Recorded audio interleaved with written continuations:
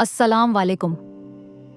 आप सबका स्वागत है मेरे चैनल स्क्वायर मैजिक पर। तमाम वीडियो अपडेट्स के लिए स्क्वायर मैजिक को सब्सक्राइब करके बेल नोटिफिकेशन को ऑन कर दें। तो आइए सुनते हैं आज की कहानी में एक पुराने बरगद के पेड़ की दास्तान। गांव के छोर पर एक पुराना बरगद का पेड़ खड़ा है। लोग कहते हैं उस पेड़ में एक जिन रहता है, न बुरा न भला, बस अपनी मौजूदगी का एहसास दिलाता है। मगर जिसने भी उसे देखा है उसके दिल में वो मंजर हमेशा के लिए ठहर गया। रमेश उसी गांव का नौजवान था। शहर से पढ़ लिख कर लौटा था और इन सब बातों पर कम ही यकीन करता था। उसकी सोच थी कि ये सब बस पुरानी दकियानूसी बातें हैं, डरने की कोई जरूरत नहीं। एक दिन गांव में पानी की किल्लत हो गई। रमेश ने देखा कि गांव की औरतें दूर झरने से पानी ला रही हैं और बरगद वाले रास्ते से गुजरने में डरती हैं, इसलिए लंबा चक्कर लगाकर आती। रमेश ने मन ही मन ठान लिया कि वह गांव वालों का यह डर खत्म करेगा। एक शाम जब सूरज ढल चुका था और चांद की पतली फांक आसमान में झांक रही थी, रमेश ने अपनी टॉर्च उठाई और बरगद के रास्ते की ओर चल पड़ा।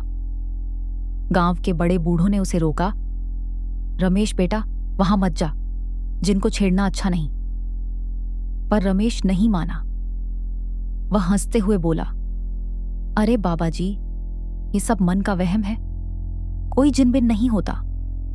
वह बरगद के पास पहुंचा। पेड़ विशाल था, उसकी जड़ें जमीन में गहरी धंसी थीं और टहनियां चारों ओर फैली थीं, जैसे किसी विशालकाय प्राणी की भुजाइयों हों। हवा चलने पर पत्तों की सरसराहट किसी फुसफुसाहट जैसी लगती थी। रमेश ने अपनी टॉर्च पेड़ के तने पर घुमाई। उसे कुछ अजीब नहीं लगा। वह मन ही मन मुस्कुराया। देखा, कुछ नहीं है। तभी उसे बरगद के ठीक पीछे से किसी के रोने की धीमी आवाजें सुनाई दी। वह चौंक गया। कौन है वहां? उसने आवाज लगाई। आवाज और धीमी हो गई, जैसे कोई हिचकियों में रो रहा हो। रमेश को लगा शायद कोई बच्चा रास्ता भटक गया है। वह टॉर्च लेकर आवाज की दिशा में बढ़ा। बरगद के पीछे एक छोटी सी पगडंडी थी जो एक पुराने सूखे कुएं की तरफ जाती थी। जैसे ही वह कुएं के पास पहुंचा, उसने देखा कि एक बुजुर्ग औरत, जिसकी शक्ल पहचान में नहीं आ रही थी, जमीन पर बैठी झाड़ झाड़ रो रही थी। उसके कपड़े मैले कुचले थे और बाल बिखरे हुए थे। माई, क्या हुआ? आप यहां क्या कर रही हैं? रमेश ने पूछा। औरत ने सर उठाकर देखा। उसकी आंखें लाल थीं और चेहरा इतना मुरझाया हुआ कि रमेश को थोड़ी घबराहट हुई। पानी नहीं है बेटा, मेरा घड़ा खाली है, वह बड़ी मुश्किल से बोली। रमेश को याद आया कि गांव में पानी की कमी है। उसने सोचा, यह तो गांव की कोई बूढ़ी अम्मा होगी जो पानी भरने निकली होगी और अंधेरे में यहां तक आ गई। माई, यहां तो कुआं सूखा है, आइए मैं आपको घर छोड़ दूं, रमेश ने कहा और उसे सहारा देने के लिए हाथ बढ़ाया। जैसे ही रमेश का हाथ उस औरत के करीब पहुंचा, उसे एक भयंकर ठंडी लहर महसूस हुई। औरत ने अपना सिर उठाया और एक पल के लिए रमेश को लगा कि उसकी आंखों में एक अजीब सी चमक है, जैसी उसने पहले कभी नहीं देखी थी। उसके मुरझाए हुए चेहरे पर एक हल्की सी मुस्कान आई जो डरावनी थी। पानी, मैं बरसों से प्यासी हूं, औरत फुसफुसाई। उसकी आवाज अब वैसी बूढ़ी नहीं लग रही थी, बल्कि उसमें एक अजीब सी गहराई थी, जैसे कोई गहरी गुफा से बोल रहा हो। रमेश का दिल जोरों से धड़कने लगा। उसे ठंड में भी पसीना आ गया। ये औरत, ये वैसी नहीं थी जैसी दिख रही थी। उसे गांव वालों की बातें याद आईं, बरगद का जिन। एक क्षण के लिए उसे लगा कि वह औरत अब बुजुर्ग नहीं, बल्कि एक लंबी छायादार आकृति में बदल रही है। उसकी आंखें लाल अंगारे जैसी चमक रही थीं।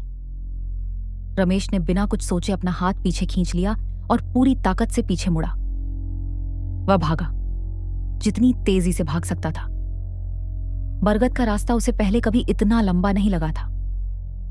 पीछे से उसे कोई आवाज नहीं सुनाई दी, लेकिन उसके दिमाग में उस औरत की लाल आंखें और वह डरावनी मुस्कान घूम रही थी।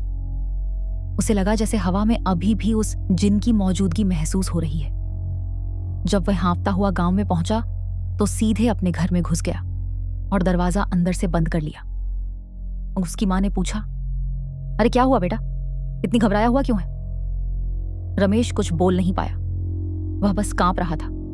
उस रात उसने बरगद के जिन की कहानी पर पूरा यकीन कर लिया।